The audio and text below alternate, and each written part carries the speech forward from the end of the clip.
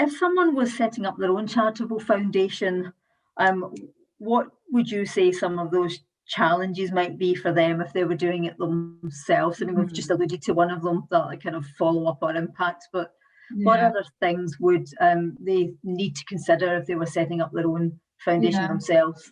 I mean, it takes quite a lot of experience and expertise actually to assess the merits of one request against another, based at its most basic level. It's quite hard to do that.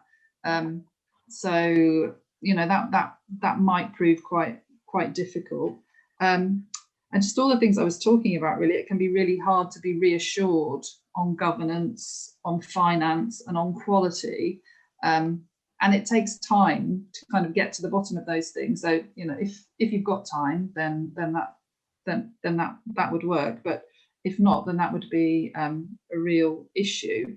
And we also rely upon questioning the applicants quite often. Well, kind of probably 8 times out of 10, we have follow-up questions on applications. So we're in the position of asking what might be awkward or slightly challenging questions of an applicant.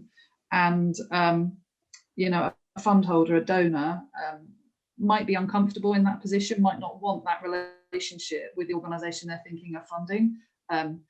So working through a community foundation, you're sort of at arm's length, aren't you? We do that work for the fund holder. And I know that is a bit of an awkward situation for a potential donor to find themselves in.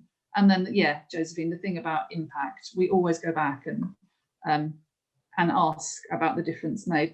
And sometimes if a response is less than adequate or a bit underwhelming, we'll go back again. So again, we're not afraid to say, £4,000, you've given us 3 sentences on the impact. We actually need a little bit more on that, and we'll get that from them. So we're just, there's quite a lot of hard work in making good grants. So that would be the difficulty, really.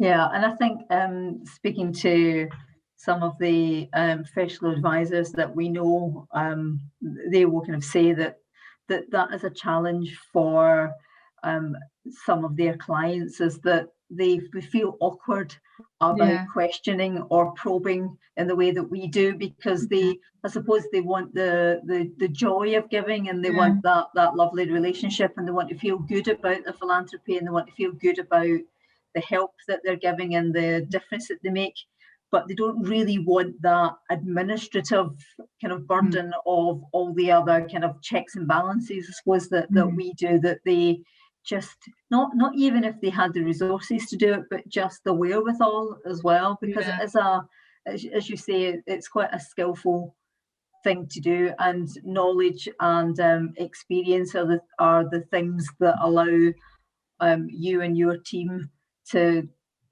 help you make those decisions about what you're going to fund and what you don't fund. Because on the surface, I think often when we have panel meetings, which is obviously what we do with our private families, often they will think, well, all the organisations are worthy. Anyone who's ever been in a situation where they receive applications from charities, if the applicants know how to write an application and they focus on the beneficiary group and the impact, it's quite hard often, unless you're experienced, to see beyond that. So how do you differentiate in that situation what actually is a good application and what's not? Even if that application focuses on tugging at the heartstrings, it doesn't mean that it's effective or the right project.